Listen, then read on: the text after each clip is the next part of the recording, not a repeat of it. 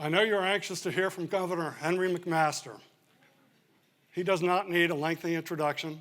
He has been supporting our port for years, and we appreciate all he has done and continues to do. Governor?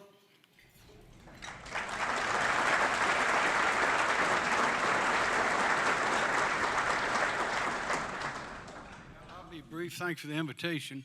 I know y'all see Barbara, Melvin, and Jim Newsom very often, but maybe you don't often see the port's board. So I would like Bill Stern, the great chairman for life, Bill Stern, I think. If you would stand, and the other board members, please stand. Chairman for life.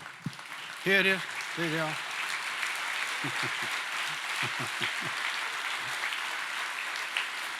But we've had great leadership on the port. I was on there for a while myself.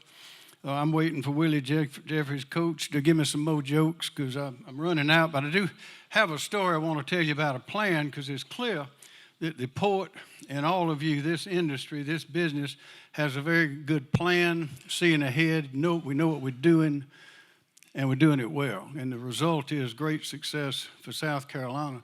But this is a story maybe I haven't told some of you about a fellow that went to party way out in the woods, place he'd never been before, outside a little town he'd never been to.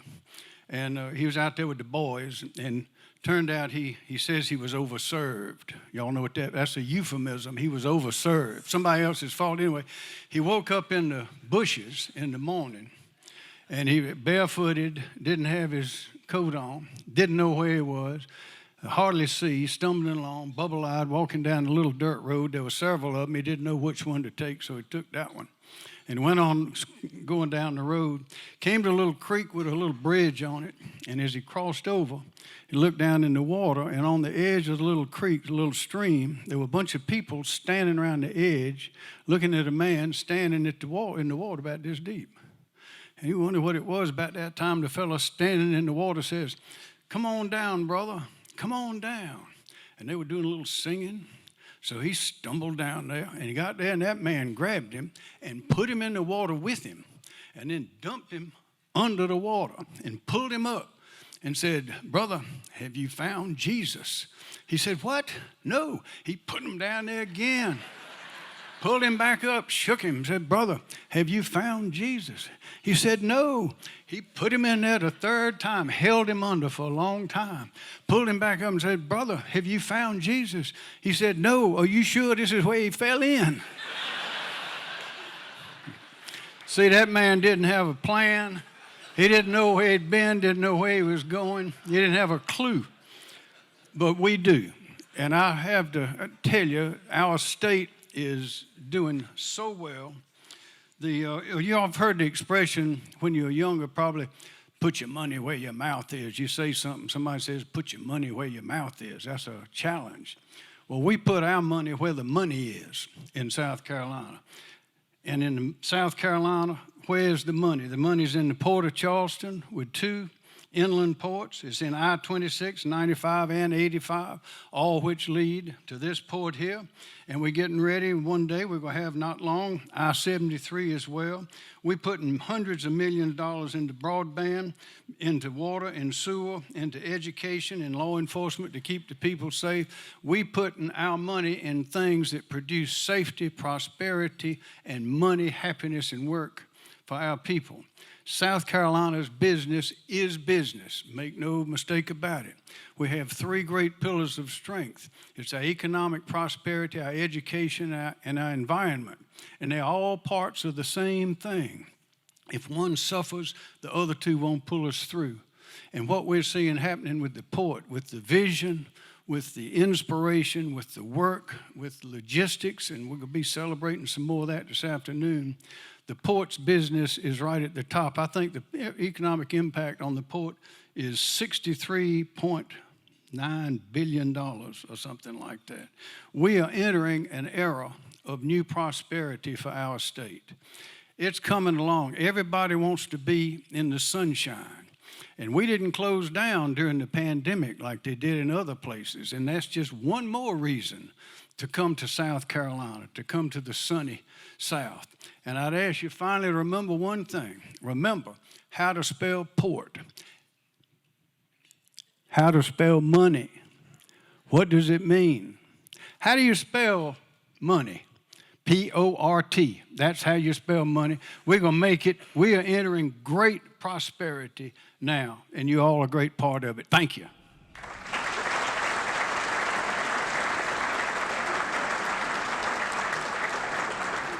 And this is a proclamation. I won't leave all the whereases, but I've sort of gone over the whereases already. So it ends up like this.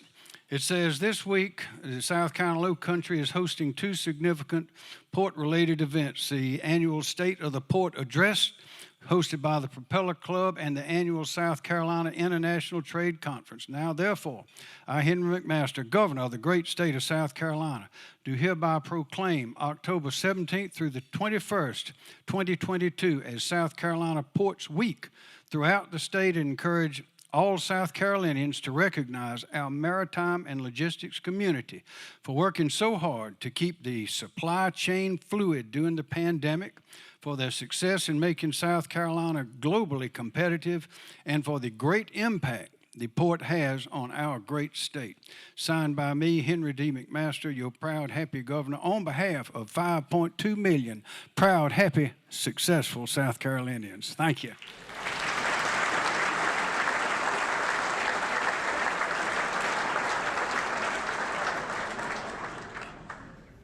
Now it's time for me to introduce to you our new South Carolina Port President and CEO, Barbara Melvin. As you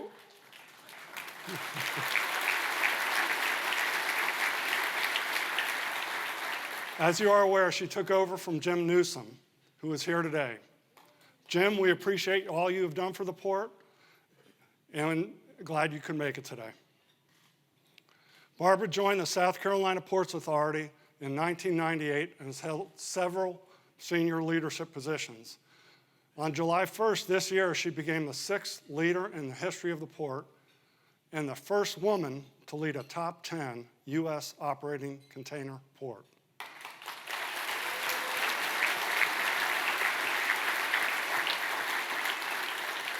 So without further delay, I would like to introduce Barbara Melvin.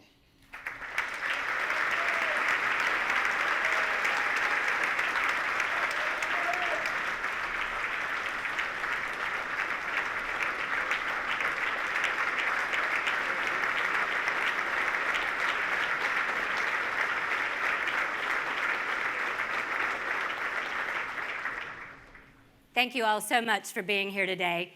It's quite an honor. I almost tripped right on up to the stage, which would have made a great entrance. But I wanted to say this. You heard the prayer this morning. And if you remember what it said, the gentleness of a dove and the wisdom of a serpent. I got the serpent piece down pat. It's the gentleness I have to work on. Governor, how I follow stories that you tell, I've really got to set the agenda up better.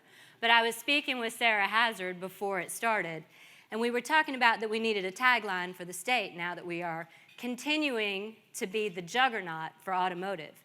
And Sarah suggested pedal to the metal. Well, I'd like to share with you while you're here at the port today, we are full steam ahead. Really excited to be with you here today.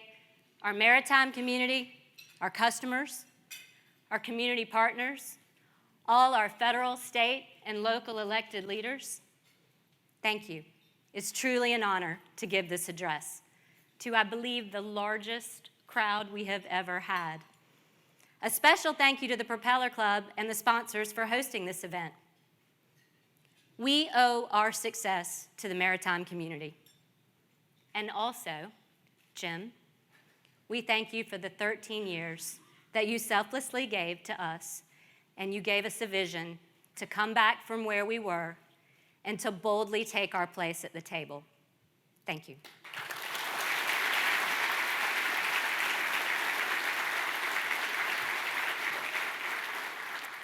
Only together did we solidify our position as a top 10 U.S. container port for the benefit of all South Carolina. You see the economic impact map. Our world-class port in South Carolina, our facility investments, and the jobs and generational impact are so evident. Whether it's supporting 117,000 jobs at advanced manufacturing in the upstate with BMW, Michelin, or importers like Dollar General. Whether we're connecting farmers to global markets, supporting the $1.3 billion ag sector in South Carolina. Whether it's $15.5 billion of economic impact in the Midlands, supporting companies that became so essential during the pandemic, like Nephron Pharmaceuticals. Or whether it's right here in the Low Country, supporting supply chains of retailers, where we kept shelves stocked, like at Walmart and IDC 7 in Ridgeville. Our successes are made possible due to the unrivaled support of Governor Henry McMaster, our General Assembly, our congressional delegation, all elected leaders, and our community partners. Governor, you stole my thunder. A special thank you to our board of directors. Wow, we bring you some ideas, don't we? And you boldly allow us to make those investments. And we'll talk about one of those ideas. And you've heard us say $200 million in chassis, and I'm happy to tell you it's $217 million as of today. Thank you to our incredible port leadership team. You inspire me. You get me up every day. You make me look good. And I can't even imagine doing this job without you. Your continued dedication lead us to success. I'd also like to share with you today that the hallmark of a great company is to be able to promote from within. And while we will dearly miss Micah Malice as our Chief Commercial Officer, I'm happy to share with you that today the Board of Directors promoted Byron Miller into that position. Byron, where are you? Byron, I don't see you. Where are you? Anyway, Byron, there you are. Thank you. Byron has probably been at the port as long as I have. We'll share that it's decades and go no further. But Byron, you hold in your hands now one of the pillars of our strategic plan, and we trust you, and we know that we will continue to grow together. Thank you also to the most talented port team at the South Carolina port, and also to the most talented maritime community in this country. You all are sitting generally in this area, and I want to thank you. You never missed a day in the pandemic. You went through rigorous testing to keep coming to work when we all needed you most and when most people went home. Sometimes I think a thank you is insufficient. We owe you all so much. Let's talk a little bit about last year. Amazing last year. We had a record fiscal year, handling 12% more containers than ever before.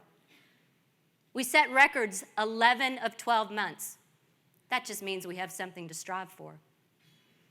We efficiently moved 28% more containers per vessel in FY22 on bigger ships carrying more cargo, calling on our marine terminals. And by the way, my husband is here today. Not many of you all get to meet Michael often, but he's a mechanic by trade. And you know, sometimes when those lights show up on your dashboard in your car and you're really tempted to just cover it up with a sticker. During the pandemic, I can tell you how important it was to not be tempted to do something like that. Our maintenance team and the maintenance team in our maritime community allowed us to have more than 99.5% equipment reliability.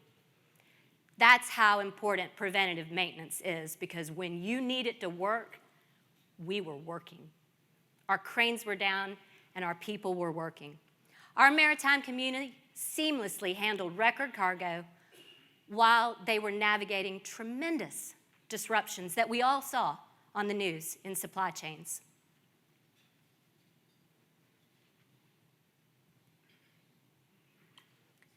And you know what? Challenging times call for creative solutions. We had to be flexible. We had to be adaptable. We had to be responsive to our customers' needs and to the community by implementing fluidity measures.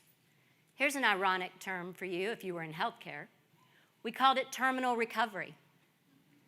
How about that? Since early May, we are the only major East Coast port that can stand in front of you today and say we have no congestion.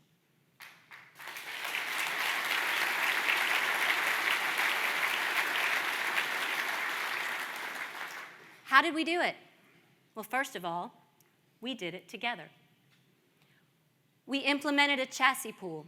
We put assets into the Southeast when customers needed access to them the most. We reduced our dwell times on terminal for our motor carriers because it's so important. In that industry, every minute matters. We concentrated with our rail partners to move cargo to and from the rails. We implemented creative berthing measures with our ocean carrier customers. We hired 150 people when training was difficult, so we implemented the use of simulators. We had Sunday gates. Motor carriers could call on our ports 7 days a week. We heard other ports celebrating Saturday gates. Well, guess what? We've been doing that for a long time. Nothing new to celebrate there.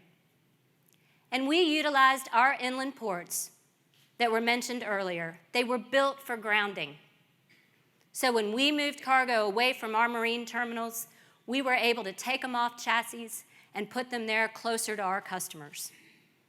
All of these fluidity measures during the pandemic allowed us to move to the number 8 container port in the country, up 1 slot from number 9.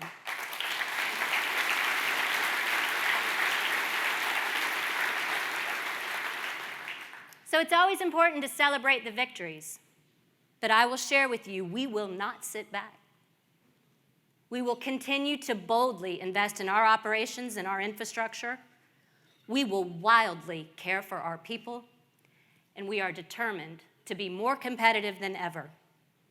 So join me on a journey through our harbor while we show you some of our infrastructure investments. We now are very close to finishing the deepest harbor deepening project on the East Coast. While we will have 54 feet in our entrance channel, with 52 feet in the inner harbor, handling fully loaded mega container ships at any time, at any tide. This project was fully funded by our legislature, supported by our governor, funded by our congressional delegation, and in partnership with the U.S. Army Corps of Engineers, we could not have delivered anything better for our customers at a time when the United States needed it the most. As a matter of fact, the MSC Reshmi just called here and set a record for the deepest draft ocean carrier vessel coming into our port at 49 feet, showing off the success of our project. And how important was it that it is an MSC ship that got to take advantage of it first? Because I remember the sincere letter they wrote to the Corps of Engineers during our deepening. Jim, you'll remember this. And they said, don't look backwards. History is not indicative of where the ocean carrier industry is going. Look forwards. Look at the ships that call between Asia and Europe. That's the draft you need to match. And we did. Deeper channels support our first-in calls, and they seamlessly handle ships that are filled with large volumes of imports and heavy exports. Let's not forget the exports. And to fully support exporters, we have locked in a window to allow them to deliver cargo to our marine terminals. Reliability was what is needed to grow our exports again in this country. Let's move on in the harbor to Union Pier Terminal. We've heard a little bit about that of late. Historically, Union Pier handled roll-on, roll-off cargo, break bulk cargo, and is the home port for our cruise business. But as we shift to a port of call cruise business in 2025, we have a transformational opportunity to return this 70-acre asset to the citizens of the Low Country and the city of Charleston. We're going to honor the site's history with iconic assets like the Bennett's Rice Mills facade and the renovation of our existing passenger terminal. And we look forward to help shaping the site's future for the benefit of all Charlestonians. Let's move on up the Cooper River to Columbus Street Terminal. Did you all know that break bulk performed very well during the pandemic? Why? Because they could not get space on container ships. So our break bulk cargo grew up 9% between fiscal year 21 and 22. Break bulk provides the reliable service for our automakers here in South Carolina with their just-in-time production lines, and it supports a lot of jobs in between the Low Country and the upstate. Supporting our state's automotive sector, pedal to the metal, Governor, which generates about an annual impact of $8 billion. My favorite part of this journey, to Drum Island. We created 22 acres of salt marsh on Drum Island, right in the middle of Charleston Harbor. If you run, or even walk the bridge, when you're on that slow, never-ending incline, going from Charleston to Mount Pleasant, just look to your right for some inspiration. Because there we planted more than 1,000 native species of marsh vegetation in conjunction with the construction of the Leatherman Terminal. We also partnered with our environmental groups during the Harbor Deepening Project to protect an additional 3,000 acres of land in South Carolina.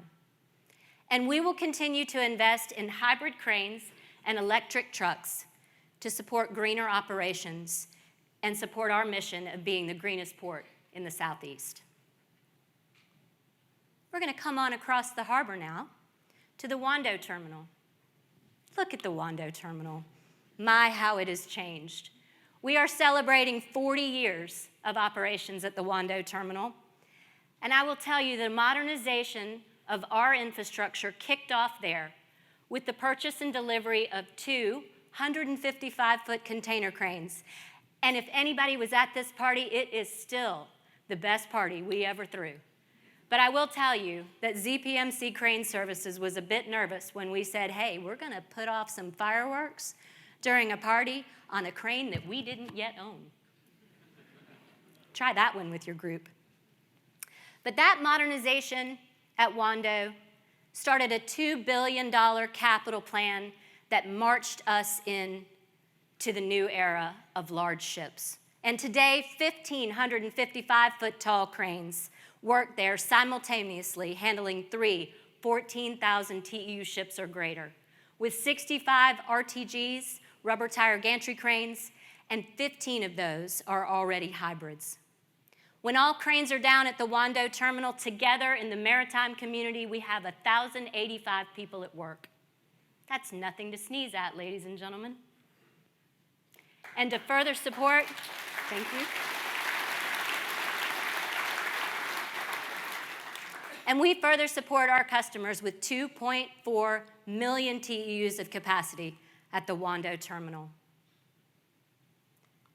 Let's get on a barge, something we'd never done in this harbor.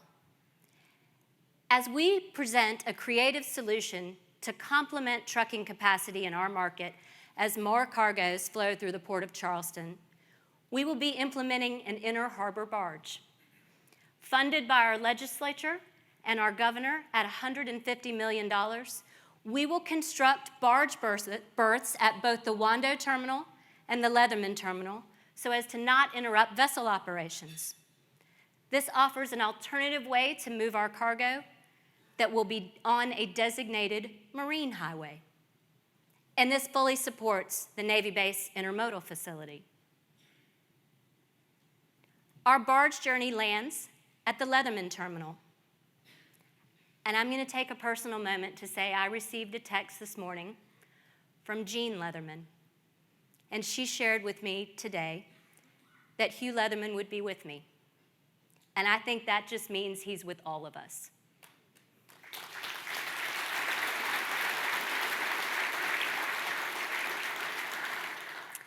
Leatherman Terminal is a 21st century terminal, as we all know, the first to open in the United States since 2009.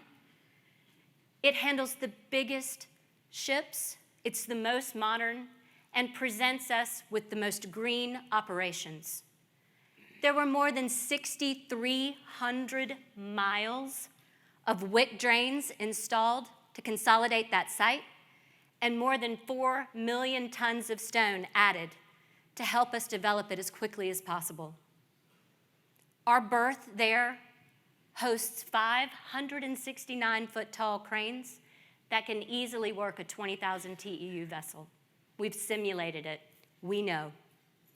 These 25 hybrid RTGs that work there reduce our fuel consumption by 60%. And when those 5 cranes are down, 300 teammates and maritime partners go to work every day. Let's hop on a truck. Not an over-the-road truck, by the way, but a yard hostler, and ride on a dedicated road between the Leatherman Terminal and the Navy Base Intermodal Facility. And we will celebrate, by the way, the groundbreaking of that facility today. And thank you for all the work that Palmetto Railways did to get us to where we are now.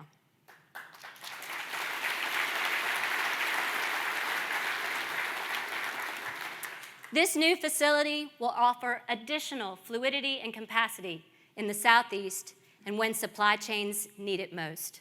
Again, a thank you to our General Assembly and Governor. This $400 million investment erases the last major competitive disadvantage that we have here in South Carolina with our ports. We're a multi-terminal footprint, so we had to find a way to combine our rail cargo together. And here it is, ladies and gentlemen.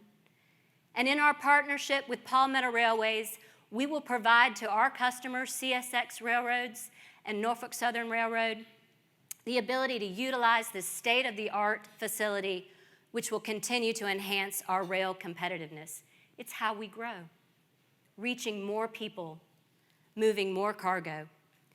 It will feature more than 80,000 feet of rail track, and in phase 1 alone, have 1 million rail lift capability. As we move north on the Cooper River, we visit the North Charleston Terminal, the workhorse of our facilities, with 400 teammates going to work every day when 5 ship-to-shore cranes are down and working vessels.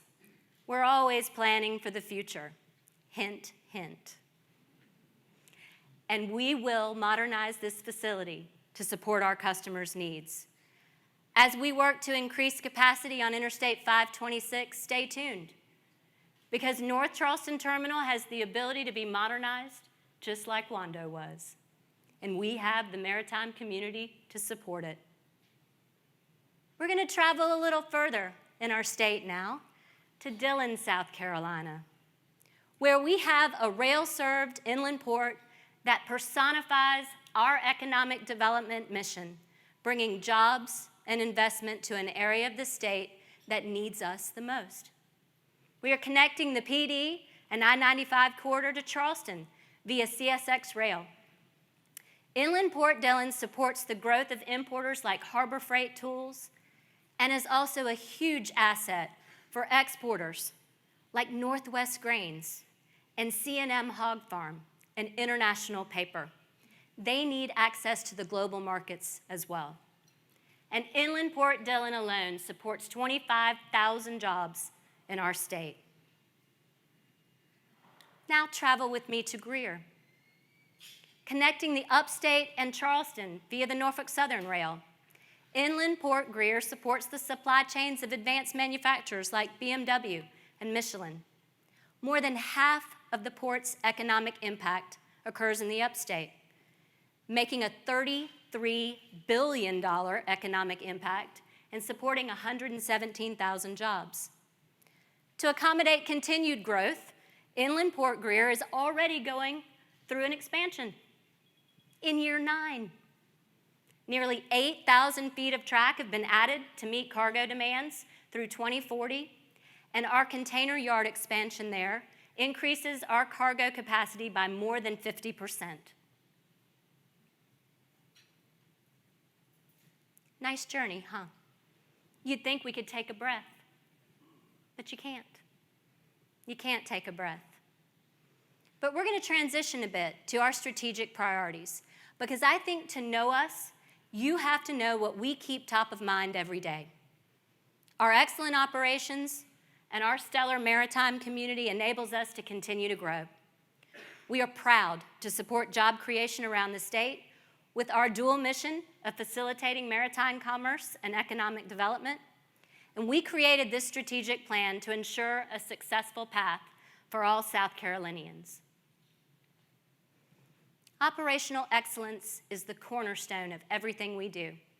It's our calling card. We have long been the pros of productivity. We invest in our people, infrastructure, and equipment. So let's hear from our partners responsible for operational excellence. In the past year, South Carolina Ports has hired over 150 teammates to operations. 2 of those positions we hired the most were container handlers and ship-to-shore crane operators, while adding simulators to help with their training and keep safety as a top priority. Keeping the supply chain fluid is critical to our customers and ensuring communities get the supplies they need. Hi, I'm Bill McCarthy with Charleston Gate Company, and we hire the checkers and mechanics to work the gates in Charleston, and we're proud to have a solid relationship in the maritime community.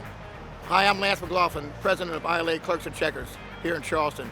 What the Clerks and Checkers do is we work container vessels, break bulk vessels, car carriers, warehouse work, and one of our largest employers is the Charleston Gate Company, where we interchange trucks in and out of the port on imports and export containers. I'm proud to be part of the maritime industry here in the Port of Charleston. We have a solid partnership. Many of the newly implemented solutions have allowed our company to provide an even greater customer service experience. Railport Services is proud to be a part of this maritime community. As a driver for Railport Services, the port being open 7 days a week, it allows us to move around easier and to be able to get the goods that we transport to our customers and to the eastern seaboard in a much faster way and get us home to our families sooner. How about that?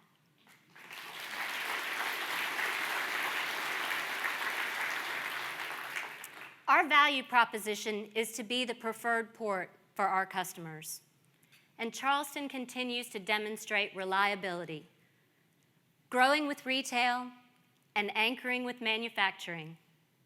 Our customers say it best. Hi, I'm Junli Yamada, VP of Logistics for 3M Company. Late last year, my team suggested we further reduce our reliance on Trans-Pacific operations by opening a new consolidated center on the East Coast. This proposal was based not only on the pending labor situation, but also on the worsening congestion throughout the West Coast. We conducted a full analysis to determine the optimal location for a new consolidated center. After meeting with Barbara and her leadership team, I was convinced we found a partner that would allow us to mitigate many critical macro logistics challenges. And the Port of Charleston further demonstrated their operational excellence by helping 3M establish a functional consolidated center in only 8 weeks. We're very excited to be partnered with the Port of Charleston, Barbara and her team for many years to come. Thank you.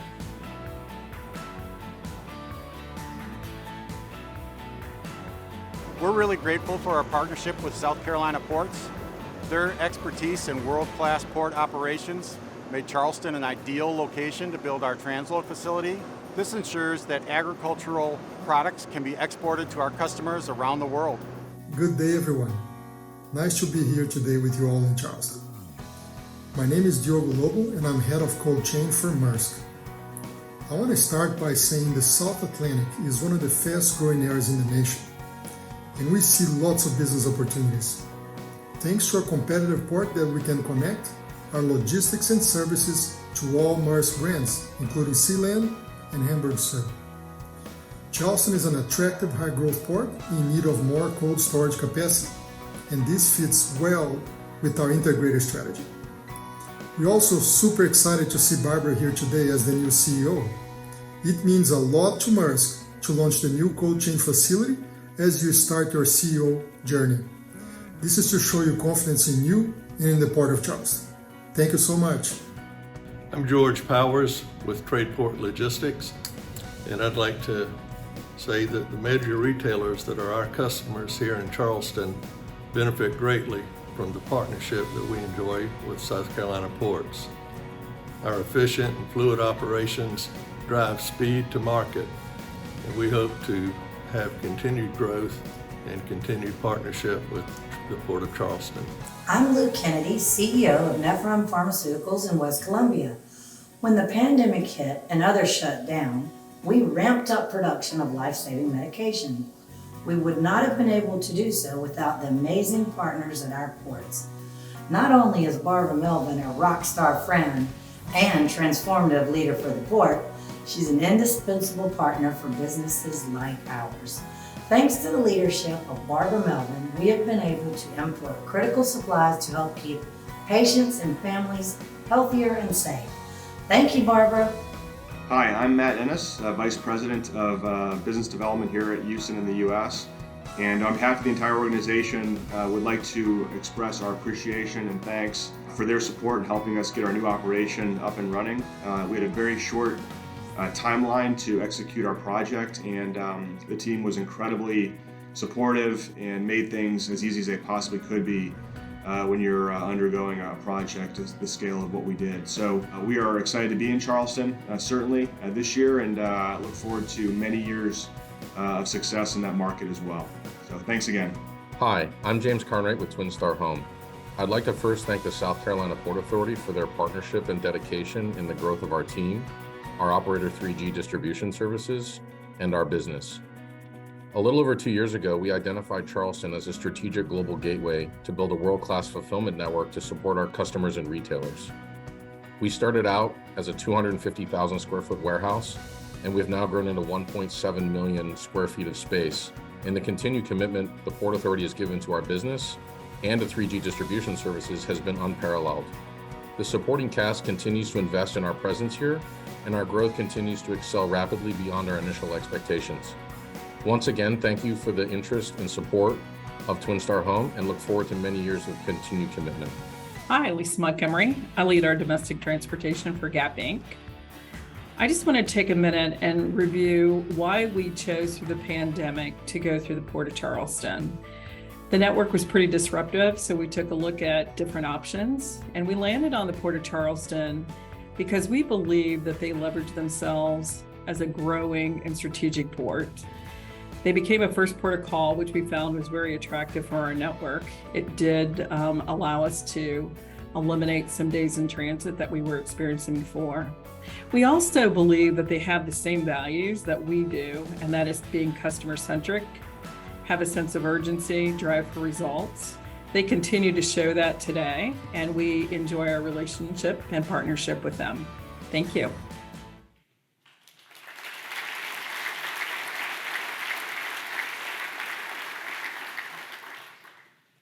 Together, we have invested more than $2 billion to remain a top 10 port.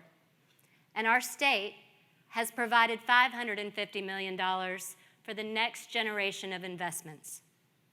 This demonstrates great confidence in our ability to deliver for supply chains.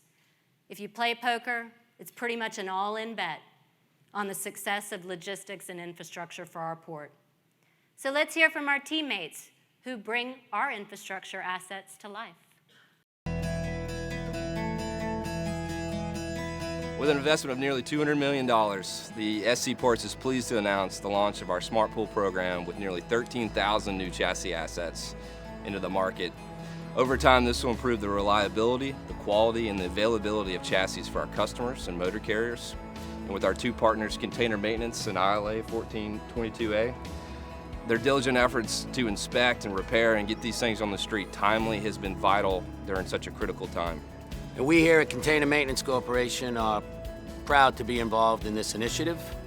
And I need to add that we work with the best labor force in the world, Lenny Bailey and 1422A. As ILA Local 1422A, we're so proud to be a part of this initiative. And with the relationship that we're all collectively working towards, I truly believe our greatest days are before us. First part of the improvements project at Inland Port Greer is the additional tracks project. We've actually just recently completed the project. This rail facility is served by Norfolk Southern, and we've added one processing track, which is directly underneath the rubber tire gantry cranes, and we've added 2 storage tracks to the side as well. So what we're going to be doing in the western expansion is taking our existing container yard and extending it to the west to our property line, and we're going to extend the reach of our rubber tire gantry cranes, or RTGs, which they serve as the loaded container stacks, as well as we're going to make provisions for empty container stacks within this new yard expansion. And so it'll look very similar to all our current users as we make this expansion. Much like the western expansion, we're going to be extending our container yard from its current edge all the way out to our property line. So it'll be very similar to the western expansion. We'll extend 2 RTG runways the full length, and we'll also provision for empty containers. In addition to the eastern expansion to our container yard, we're also going to be putting in a new terminal operations building near our terminal entrance. That'll house all of the operations folks here on terminal, and it'll be a nice new addition to the terminal entrance, and that'll be online after the eastern container yard expansion. So we're really excited about all the expansion we're doing up here at Inland Port Greer. The combination of the west yard and the east container yard expansion will increase our capacity by over 50%. And we expect that to be online at the end of 2024 or the beginning of 2025. And on behalf of our 250 employees, I can't tell you how excited we are to see the current deepening project come to fruition in the month of November. This $500 million project was fully funded by both the federal government and the state, and will make us the deepest on the East Coast. We will be able to facilitate freight moving on any ship that will come in at any time and any tide. We'll be 52 feet in the main part of the harbor and 54 feet in the entrance channel. This has been a great team effort between the Corps of Engineers, our good partner over at the Ports Authority, and many other players across the state. So we're excited to be able to celebrate this in just a few weeks.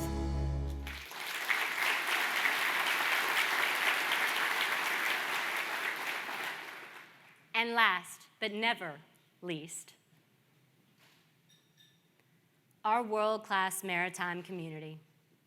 You see generations of folks on our waterfront. There's so much pride in the work we do every day, providing the essential services. Our families, I can't say enough about them. They're amazing. From our maritime partners to our grandmother and grandson in Greer. Let's let them talk about generational impact of the port. We are the Campbell family, and my family proudly served with Local 1771 of the ILA. My father retired after 30 years, my son has recently been sworn in, and I have worked for the ILA for 37 years. We are proud members of the maritime community.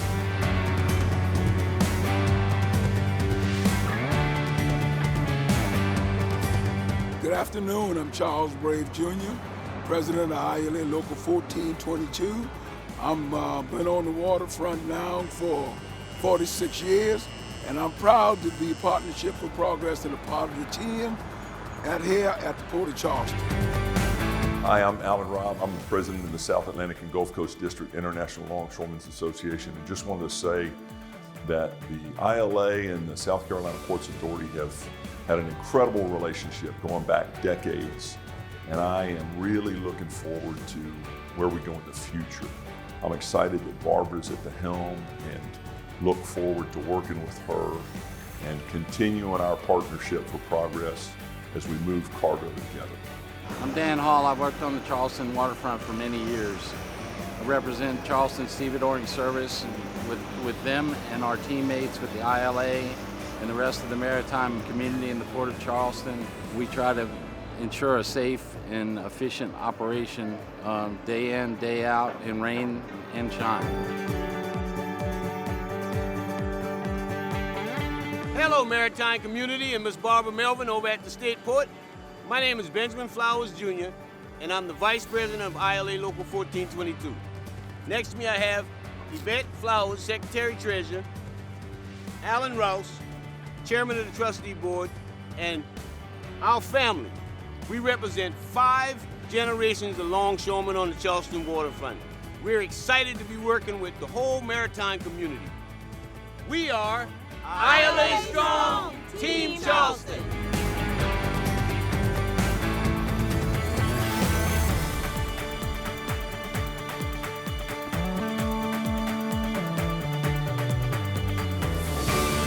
Charleston pilots work 24/7 alongside our great maritime partners to keep vessels flowing in and out of the Port of Charleston.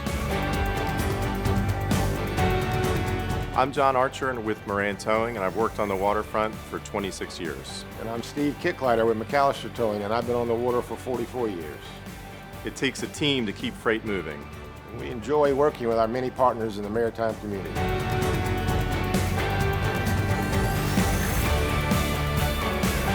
I came to the port, I was looking for a better opportunity, job, and I knew she worked here. I know she had been working here for a couple years. I was the first female to be hired here to even drive one of those trucks. What a man can do, a woman can do.